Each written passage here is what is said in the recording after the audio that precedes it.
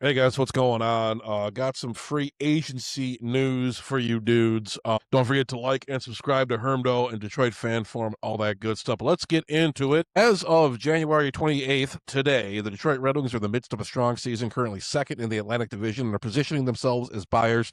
Their free agency outlook for the summer of 2026 is defined by a need to solidify their status as true contenders while managing the expiring contracts of key veterans. The following is a rundown of the primary needs and the top projected free agents available this upcoming July. Top four right shot defensemen. This remains an organization with critical long term need, while Moritz Seider anchors the top pair. The Red Wings have lacked a consistent high end right shot defender to play behind him or alongside him to spread the wealth. The goal is to find a steady defensive presence to balance their offseason minded prospects. Now, they did re-sign Ben Chirot to an $11.5 million deal. We'll get into that in a minute. I'm not the biggest fan of that deal, but we'll talk about it. The internal situation for the Red Wings: the team recently signed Ben Chirot to a 3-year extension, like I said, but there's some free of, he's a left shot defenseman. They need somebody on the right side. They need kind of an elite playmaking defenseman.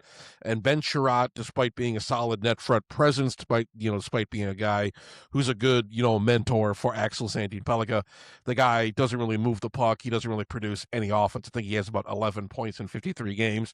Not that you signed him for that, but still.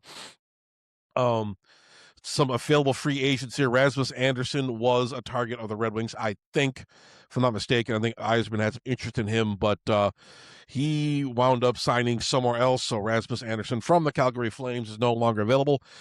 Connor Murphy from the Blackhawks, a large defensive-minded defenseman, often linked to Detroit and trade rumors. He fits the shutdown profile they lack on the right side. Adam Larson from the Kraken, if he reaches market, he provides a heavy physical defensive game that complements skilled partners. Now, what you're looking for, you got a guy like, Ben Chirot. Ben Chirot does bring physicality to the game, and they're assessing their needs. Do you want a big physical guy who's like a net front presence who kills plays, or do you want a guy more like Moritz Seider, who is good at both ends, who does move the puck, who does provide offense, who is, getting to a point where he eats a lot of minutes, as does Ben Chirot, but the guy, he's out there, 23, 24 minutes a night taking care of business. I guess it all depends on what you're looking for. But there's also Neil Pionk, Winnipeg Jets, a more offensive option, perhaps redundant while existing puck movers. You're thinking, I'm still bummed out. Ben Gothisbehere was a good fit on this team. He's kind of a puck moving offensive defenseman. I really liked him, and unfortunately, we did not keep him. We only had him for a year rental. That was too bad. I was hoping they could sign him to a long term contract. It didn't happen. He's one of those guys I'd have back, or maybe even a Philip Hronek, who we traded to Vancouver a few years ago. I miss him too. I also miss Jacob Wallman. I like Jacob Wallman. I thought he was a good fit on this team. And, some of the defensive guys we lost over the last few seasons kind of bum you out. But let's move on to the Wings' offensive needs. Now, the Wings have a strong core at Dylan Larkin, Lucas Raymond, Alex DeBrincat, but they face uncertainty with veteran wingers. Patrick Kane is a pending UFA. If he retires or leaves, Detroit will need to replace his elite playmaking and power play production. Young players like Marco Kasper are emerging, but adding a proven goal scorer to play in the top six is a priority to keep the championship window open, or open it in the first place. I don't think they're quite at the championship. Let's just get into the playoffs, fellas. Let's temper our expectations a little bit. Adrian Kempe for the Los Angeles Kings is a speedy, high-scoring winger who plays with an edge. He could be a massive target if he hits the market. Alex Took, a power forward with local ties. He was born in Syracuse, but grew up as Sabres fans. It might be hard to pry away, but he does bring size and speed. I'd love to have Alex Tuck on this team. Nick Schmaltz from Utah, now called the Mammoth, a consistent playmaker who can play center or wing, offering versatility to the middle six. Artemi Panarin, some people say he's fallen off a little bit. I haven't looked at his numbers in a while.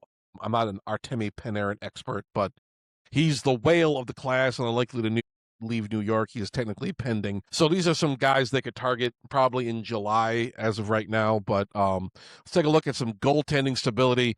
John Gibson is under contract until next season. But his partner Cam Talbot is a pending UFA and will be 38 years old. Detroit needs to decide whether to re-sign the veteran Talbot or find a young partner to transition into the future. Some names: Frederick Anderson from the Carolina Hurricanes, a veteran option who split starts, though injury history is a concern. Philip Gustafsson, if he hits the market, he represents a younger option with starting potential.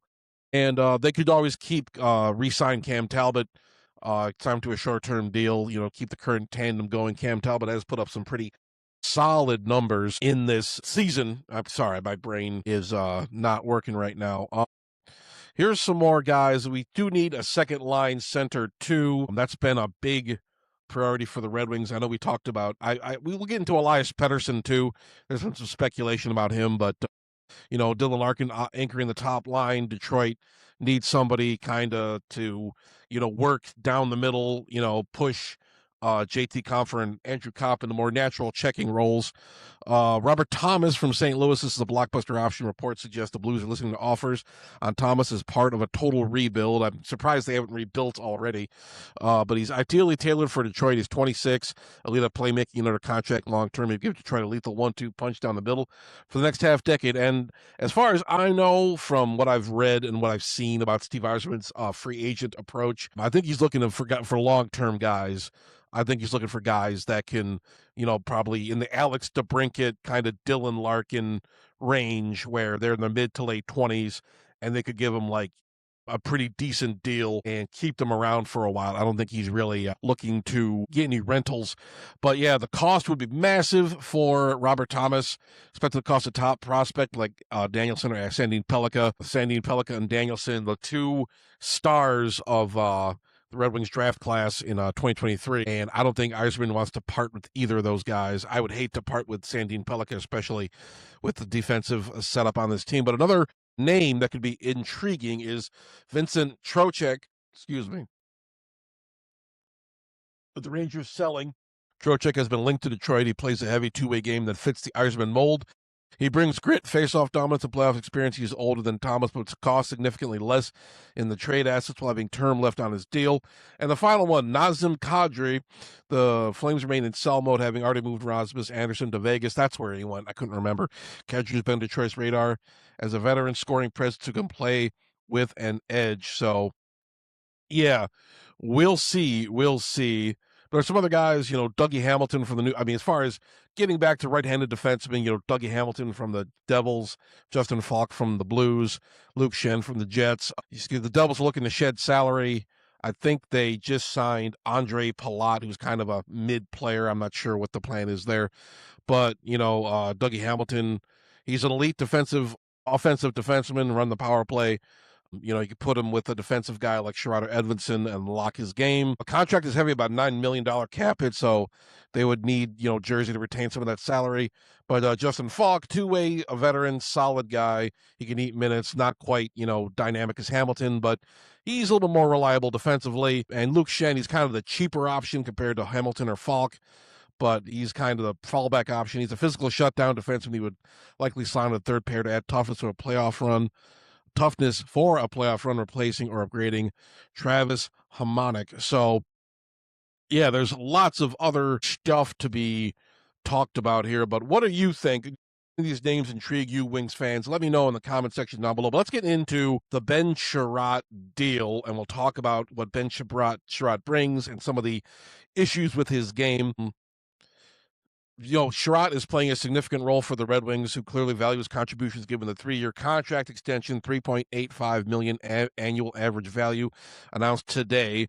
He has a heavy workload. He remains a staple in the top four, averaging over 21 minutes, of ice time per game. He's the third highest on the team in terms of ice time. Coach typically only entrusts those minutes to defenders they rely on to suppress their opponents. He brings a physical element that the Red Wings blue line sometimes lacks, consistently recording high numbers of hits, over 100 this season, and block shots. Perhaps his biggest value currently is his partnership with rookie Axel Sandin Pellikka.